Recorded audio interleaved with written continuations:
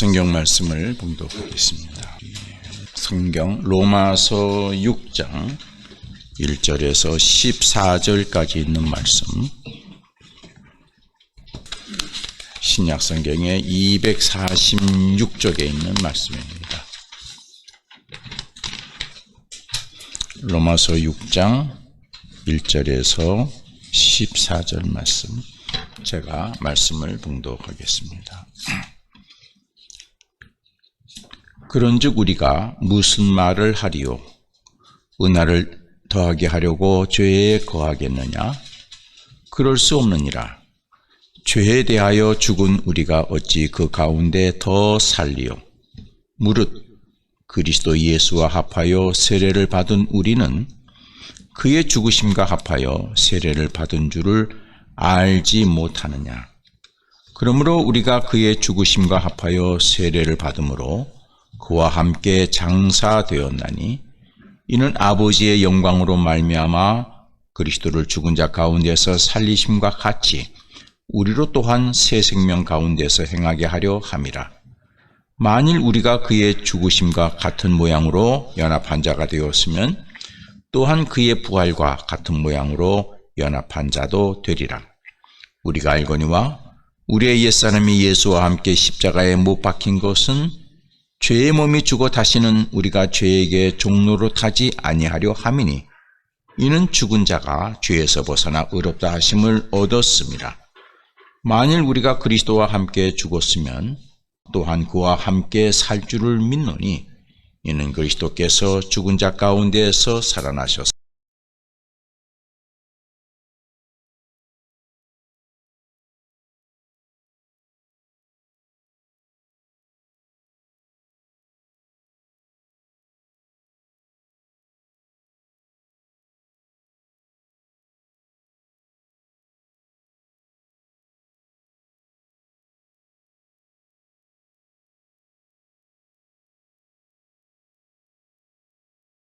지배하지 못하게 하여 몸의 사욕에 순종하지 말고 또한 너희 지체를 불의의 무기로 죄에게 내주지 말고 오직 너희 자신을 죽은 자 가운데서 다시 살아난 자같이 하나님께 드리며 너희의 지체를 의의 무기로 하나님께 드리라. 죄가 너희를 주장하지 못하리니 이는 너희가 법 아래에 있지 아니하고 은혜 아래에 있음이라. 아멘. 계속해서 우리 로마서를 중심으로 해서 말씀을 증거하고 있습니다. 오늘 본문의 결론은 14절에 있습니다. 그러면 14절 보시면은 죄가 너희를 주장하지 못하리니 이는 너희가 법 아래에 있지 아니하고 은혜 아래에 있음이라.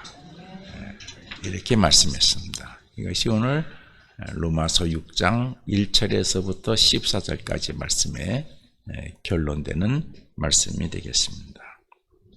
너희가 은혜 아래에 있다는 것입니다.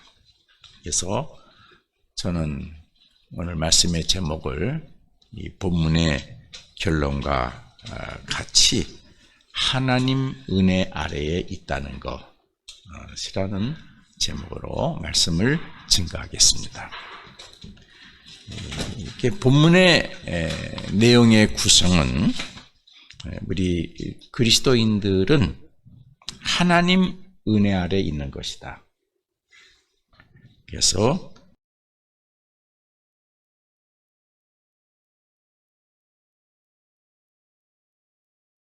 어떠한 것을 의미하는 것인지에 대해서 말씀을 증거하겠습니다. 우리 본문에서 말씀하는 우리가 하나님 은혜 아래에 있다는 것은 크게 네 가지 의미가 있다고 이렇게 말씀하고 있습니다. 첫째는 하나님 은혜 아래에 있다는 것은 그리스도 예수와 연합한 자가 되어 있다는 의미가 있습니다. 하나님 은혜 아래에 있다는 것은 우리가 그리스도 예수와 연합한 자가 되어 있다는 의미. 예수 그리스도와 연합된 고백과 삶을 사는 것이 바로 우리가 하나님 은혜 아래 있다는 것입니다. 3절에서 5절 말씀에서 말씀하고 있습니다. 한번 읽어보겠습니다. 무릇 그리스도 예수와 합하여 세례를 받은 우리는 그의 죽으심과 합하여 세례를 받은 줄을 알지 못하느냐. 그러므로 우리가 그의 죽으심과 합하여 세례를 받음으로 그와 함께 장사되었나니 이는 아버지의 영광으로 말미암아 그리스도를 죽은 자 가운데서 살리심과 같이 우리로 또한 새 생명 가운데서 행하게 하려 함이라. 만일 우리가 그의 죽으심과 같은 모양으로 연합한 자가 되었으면 또한 그의 부활과 같은 모양으로 연합한 자도 되리라. 이것이 우리가 하나님 은혜 아래 있는 것이다 라는 말씀이죠. 이 본문에서 설명하기를 세례를 말하고 있는데 성도가 그리스도와 연합한다는 것은 본문에서 세례를 받은 것이다. 그리스도와 연합을 세례로 설명하고 있습니다. 그러니까 우리가 세례 받은 것은 하나님 은혜 아래 있다는 것이다. 이렇게 이제 연결이 되겠습니다. 세례는 뭐냐? 설명하는데 4절 상반절을 보세요. 세례는 4절 상반절에서 나의 죄가 그리스도의 죽으심과 연합해서 나의 죄가 함께 장사되는 것, 나의 죄가 장리를 치는 것, 이것이 세례다. 그리고 4절 하반절에서는 하나님이 그리스도를 죽은 자 가운데서 다시 살리심같이 하나님이 나를 새 생명으로 다시 살게 해주신 것, 이것이 세례다.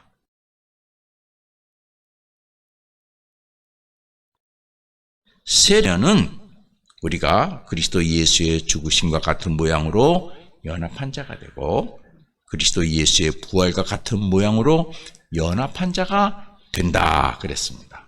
세례를 받으면은 그리스도가 연합하는 것인데 그냥 연합이 아니라 예수 그리스도의 죽음과 같이 내가 연합하고 예수 그리스도의 부활과 같이 연합한 것이다 라고 말했습니다. 이처럼 세례는 우리의 죄를 대속해서 속죄제물이 되신 그리스도 예수와 함께 죄된 몸이 죽고 그리고 3일 만에 사망 권세를 이기시고 부활하신 그리스도 예수와 함께 의에 대해서 사는 것이다. 그래서 죄된 사람이 죽고 내가 그리스도의 부활과 함께 하나님이 나를 새 생명으로 살려주시는데 그냥 살려주시는 것이 아니라 의에 대해서 살려주신다. 의인으로 살려주신다. 의롭다 한 존재로 살려주신다. 이게 세례다. 그러니까 엄청난 사건이죠. 그러므로 누구든지 세례를 받으면 그리스도의 죽음과 다시 사심으로 연합해서 과거 나의 죄된 것은 다 죽고 새 생명으로 새로운 존재로 다시 사는 것입니다. 그래서 이것을 우리는 성경에서 거듭났다, 다시 태어났다, 중생했다 그렇게 말하고 있습니다.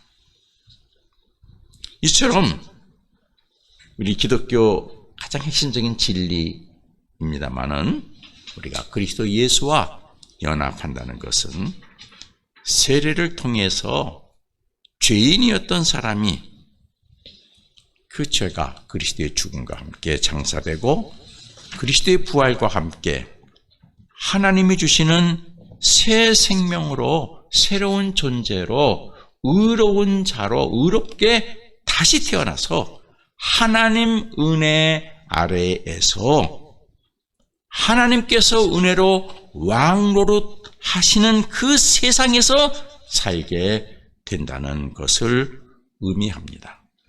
이처럼 하나님 은혜 아래에 있다는 것은 세례를 통해서 우리가 그리스도와 함께 연합해 있다는 것을 의미하고 있습니다.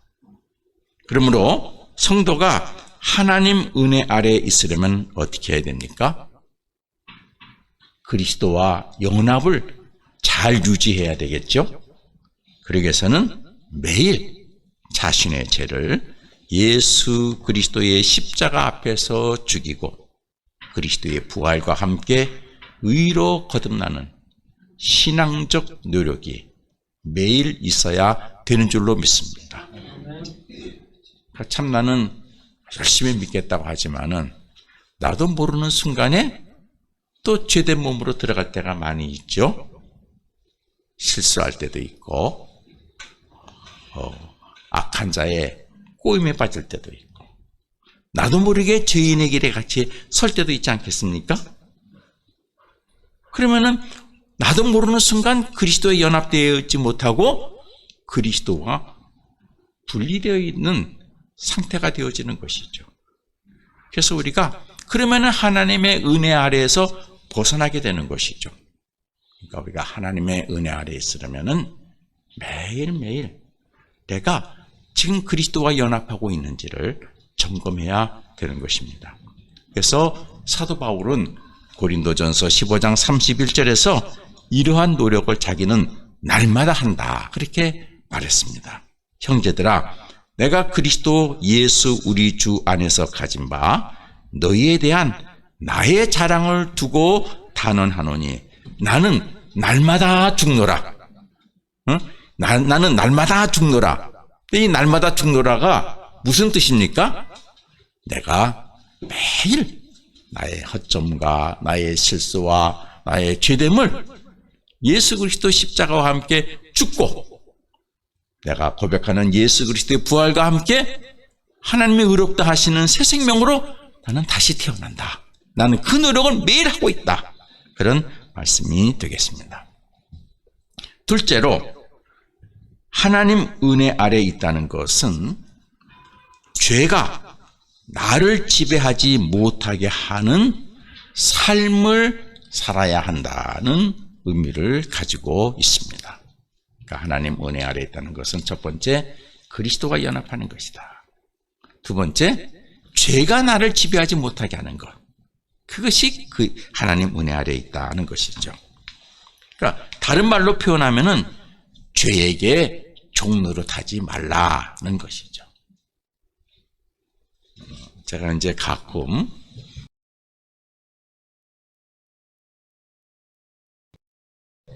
했을 때가 있습니다. 금년도 또 목사 안수식이 우리 5월 19일 날 있는데 그날도 이제 저에게 설교를 부탁해서 설교를 합니다. 설교 중에서 제가 어떤 제목으로 설교를 하든지 한 중간에 토막으로 이런 얘기를 합니다. 목사는 종으로 살아야 된다. 종으로 사는데 사람의 종은 되면 안 된다 그랬어요. 응? 그러니까 사람에게 종처럼 살아야 되는데 교인들에게 종처럼 머슴처럼 살아야 되지만은 사람에게 종이 돼서는 안 된다. 우리는 하나님의 종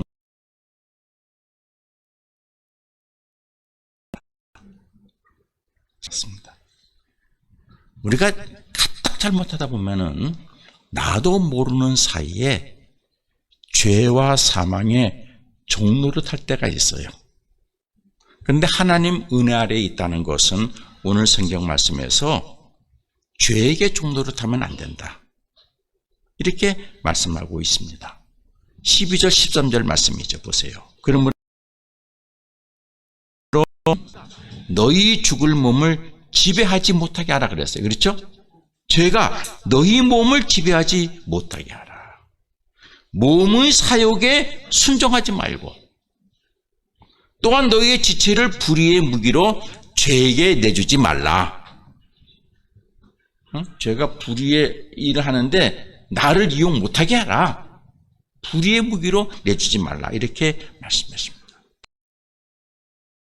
다시는 죄가 너희 몸을 너희 죽을 몸을 지배하지 못하게 하라. 그러니까 죄가 나의 몸을 지배하지 못하게 하라는 것이죠. 죄가 나에게서 왕노릇하지 못하게 하라는 것이죠. 죄와 사망의 명령을 따르는 삶을 살지 말라는 말씀이죠.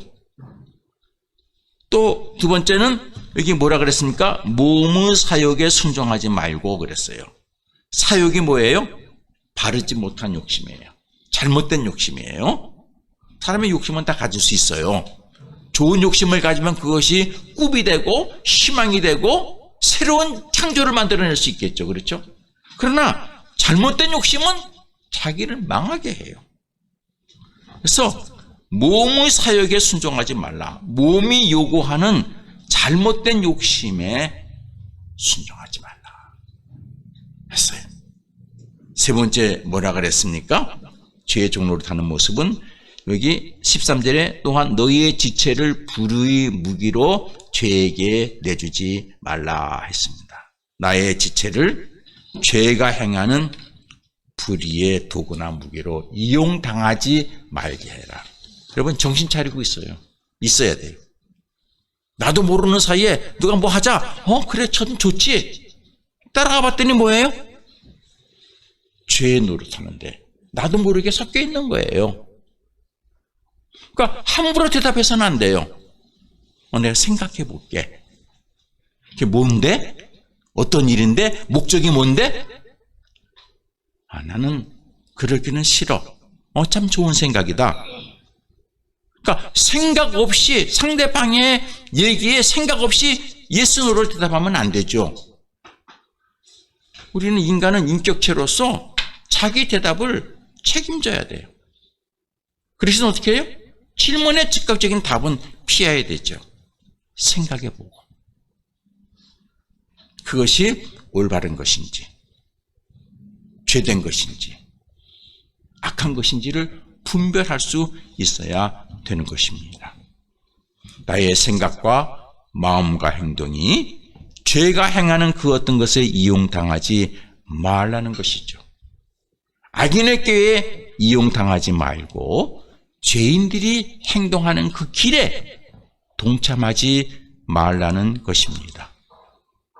하나님 은혜 아래에 있는 사람은 자신의 생각과 마음과 행동이 악에게 이용당하거나 죄의 지배를 받지 않도록 영적으로 늘 깨어 있어야 하는 것입니다.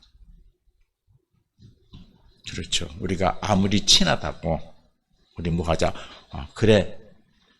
그러다가 우리는 잘못된 길로 갈 수 있어요.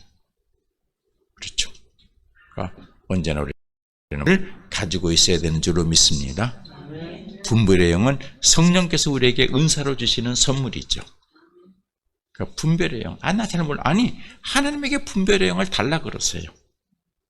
그럼 내가 지금 죄의 종로를 하는 것인지 아닌지를 분별할 수 있게 되는 것입니다. 셋째로 하나님 은혜 아래에 있다는 것은 하나님께 의롭다함을 받은 자로서 하나님의 하나님의 뜻을 이루어 드리는 의로운 삶을 산다는 의미가 있습니다. 여기 오늘 본문 내용을 보게 되면은 13절 중반절에 있죠. 제가 한번 이렇게 의미 있게 읽어보겠습니다. 너희의 자신을 쭉 넘어가서 뒤에 보면 뭐가 있어요? 하나님께 드리며. 그렇죠? 너희 자신을 하나님께 드리며. 또 그 다음에 너희의 지체를 또 조금 넘어가서 보면 뭐라 그랬어요? 하나님께 드리라. 그렇게 말씀하고 있죠? 너의 자신을 하나님께 드리고 너의 지체를 하나님께 드려라 그랬어요.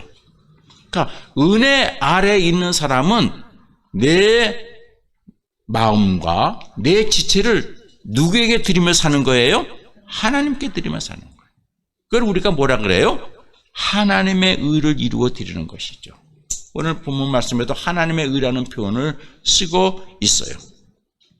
14절 보면 너의 자신을 죽은 자 가운데서 다시 살아난 자같이 하나님께 드리고 너의 지체를 의의 무기로 그렇죠? 하나님의 의를 위해서 쓰는 도구로, 무기로 하나님께 드리라, 그렇게 말씀하고 있습니다.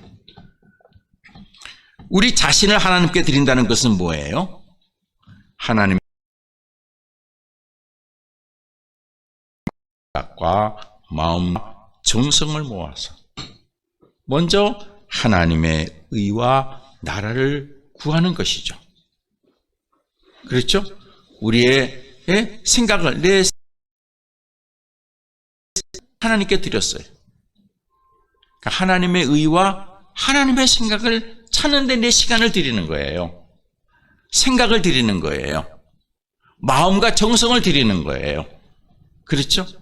여러분, 우리 두 사람이 서로서 만나서 얘기하는데 한 사람이 딴 생각을 하고 있어. 이 사람이 막 열심히 얘기해. 딴 생각하고 한 사람은, 그래서 뭐 그렇지 그러면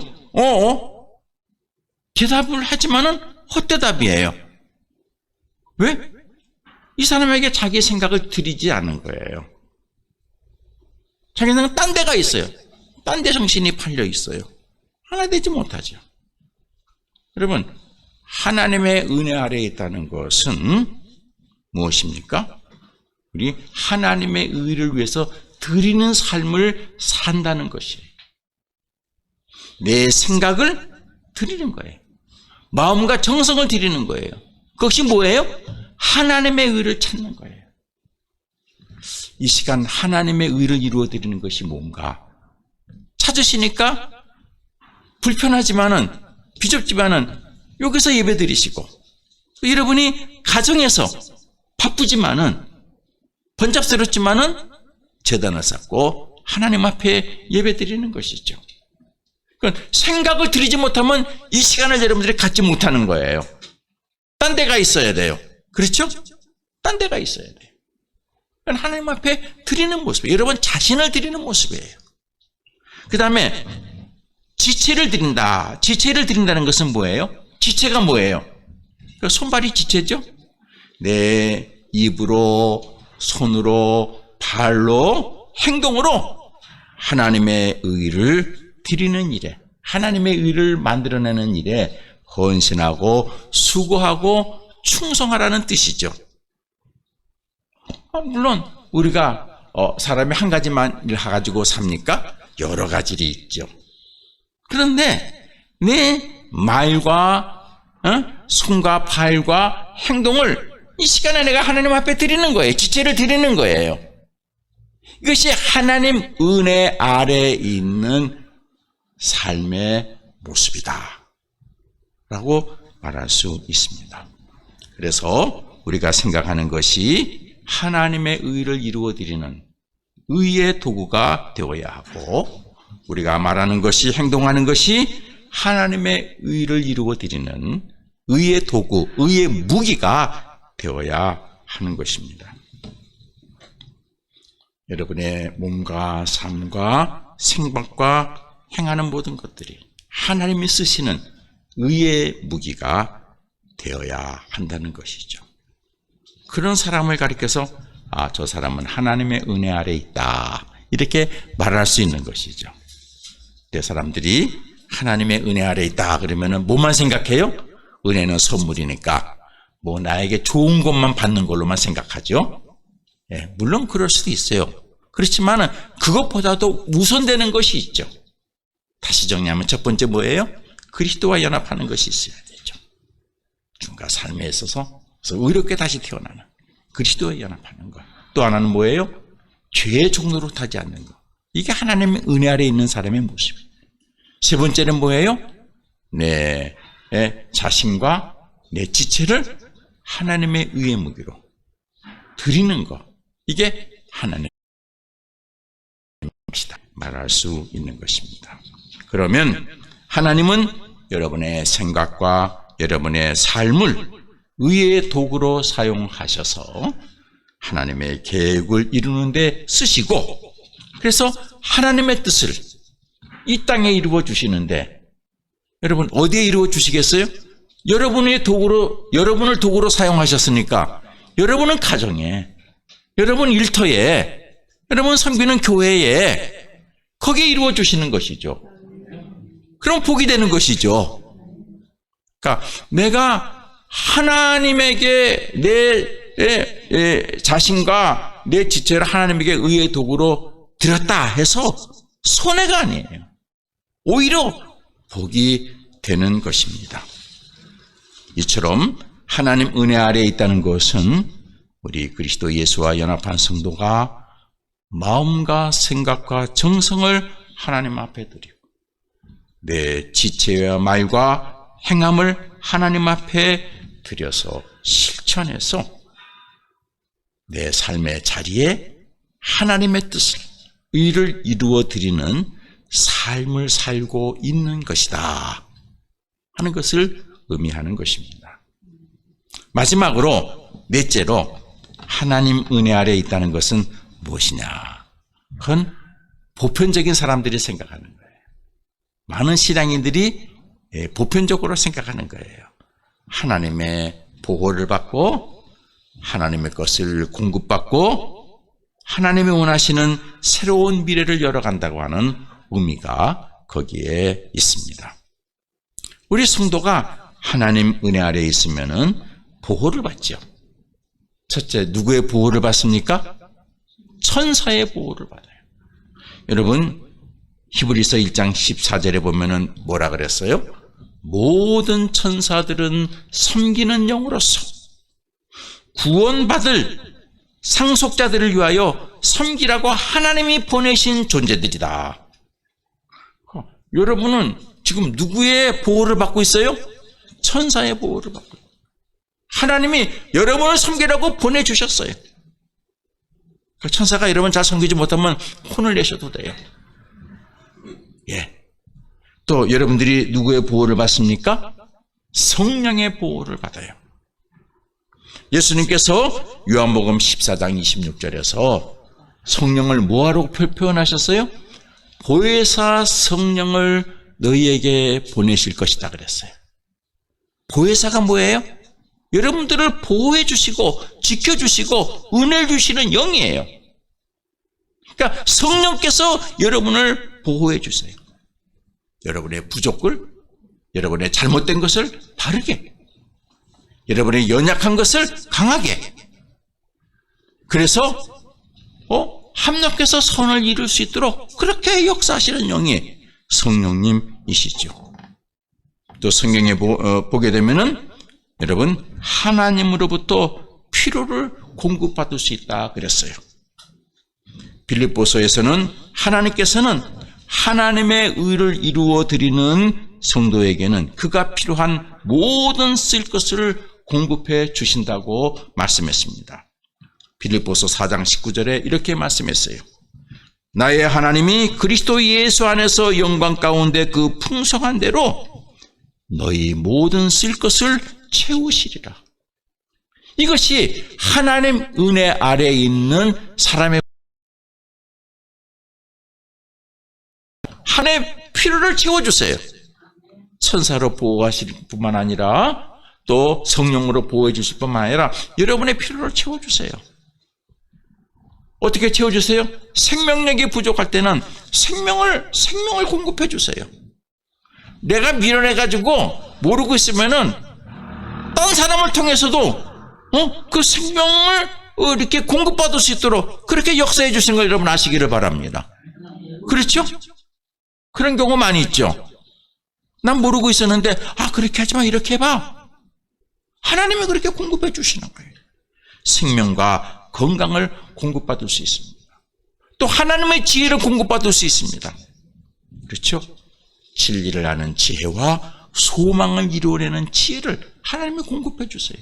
여러분 하나님의 은혜 아래 있다는 것이 얼마나 귀하고 축복인지 몰라요. 아시겠습니까? 지혜를 공급해 주세요.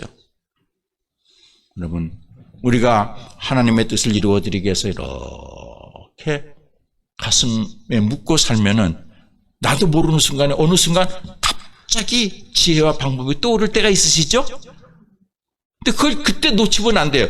다음에 생각하면 생각이 안 나. 메모하셔야 돼요. 메모하셔야 돼요. 여러분 뿐만 아니라 하나님께서 권능으로 공급해 주시죠. 성령이 너에게 임하면은 너희가 권능을 받는다. 하나님의 권세와 능력이죠. 내게 능력 주시는 자에서 나는 모든 것을 할 수 있다 라고 바울이 고백한 것과 같은 권능을 주시죠. 이 세 가지, 네 가지가 같이 떨어져 있는 것이 아니라 통합적인 것이 되죠. 그러면 하나님의 은혜 아래 있다고 하는 것을 오늘 본문에서 제일 처음에 말씀하고 있는 것이 뭐예요?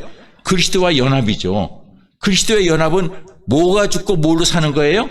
죄로 죽고 부활, 새 생명으로 사는 것이죠. 의로 사는 것이죠. 이걸 잘 아셔야 돼. 이걸 잘 아셔야 돼. 그러니까 네 번째 것만 열심히 나는 좋습니다. 그리고 첫 번째 것에는 좀 불편하니까 이거는 맨 나중에 할게요. 그러면은 하나님의 은혜 아래에 있는 온전한 모습을 갖출 수 없는 것이죠. 그렇죠. 이 첫 번째 것을 잘 아셔야 돼요. 히브리서에서는 하나님 은혜 아래에 있는 성도의 믿음의 모습을 이렇게 말씀했어요. 오늘 우리 장로님이 기도 중에 이 성경 말씀을 기도로 역사하셨는지, 바라는 것들의 믿음은 바라는 것들의 실상이야. 보지 못하는 것들의 증거가 된다. 여러분, 하나님의 은혜 아래에 있는 성도의 모습이죠. 그렇죠? 바라는 것들이 실상으로 이루어져요. 공급받아서. 그리고 보이지 않는 것이지만은 때가 되면은 증거로 나타나게 만들어 주세요. 하나님 은혜 성도의 모습인 줄로 믿습니다. 교우 여러분, 우리 모두는 그리스도와 연합해서 하나님으로부터 새 생명으로 거듭나서 하나님으로부터 의롭다 인정받은 의로운 존재인 것을 잊어버리지 마시기를 바랍니다. 하나님 은혜 아래에 있는 의로운 존재들로서 저와 여러분의 삶이 이 세상에서 하나님의 의를 이루어내는 그런 복 있는 삶을 살게 되기를 바랍니다. 기도하겠습니다. 하나님, 성도는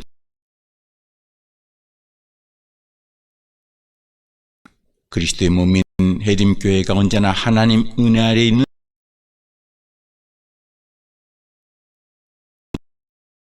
하나님 은혜 아래에 있는 성도들이 되게 해 주셔서 삶을 통해서 하나님의 의와 하나님의 뜻이 이루어지는 복을 누리게 해 주옵소서. 예수님 이름으로 기도합니다. 아멘.